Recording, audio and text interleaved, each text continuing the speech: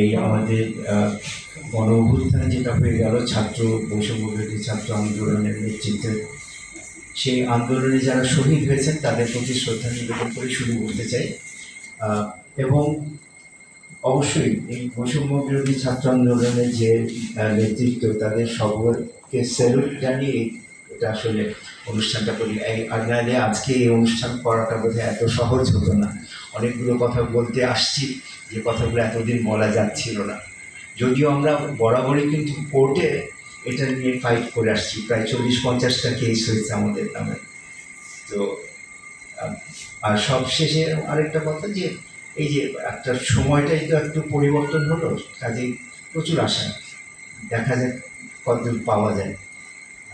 অনেকে যারা এখন আছেন তাদের অনেকে আমাদেরকে বহুদিন ধরে আমাদের এই ক্যাম্পেইনকে সাপোর্ট করে আসছেন, এবং মানে বিভিন্নভাবে আর কি লিগাল সাপোর্ট পাচ্ছি আমরা তাদের কাছ থেকে। তো ওনারাই এখন নেতৃত্বে আছেন দেশের।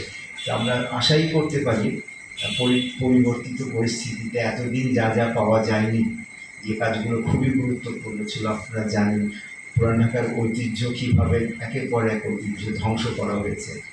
বহু সময় ধ্বংসের কাজগুলো করা হয়েছে একেবারে শীর্ষ পর্যায় থেকে।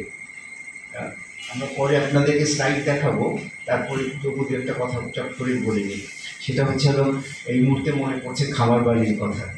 খামার বাড়ি যখন ভাঙা হলো ফার্ম গেটে, সেখানে সবচেয়ে বড় একটা আন্দোলন করা সম্ভব হয়েছিল, মানে জনসমাগম মরিসেন্সে যে পেশাদারদের মধ্যে আর শিল্পী এবং পেশাদার যারা স্থপতি পরিকল্পনা বিভিন্ন শ্রেণী থেকে এত বিশাল একটা আয়োজন হলো। এবং সেই প্রতিবাদের সময় আমাদের মনে হয়েছিল বোধহয় এই প্রথম যে প্রতিবাদের মুখে সরকার পিছিয়ে যে একটা কিছু আমাদেরকে দেবে, সেটা হয়নি। পরের দিন বুলডোজার এসছে।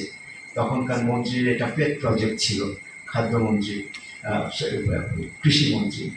তো ওটার পরের দিন বুলডোজার এসছে, সেই বুলডোজার দিয়ে ভাঙা হয়েছে।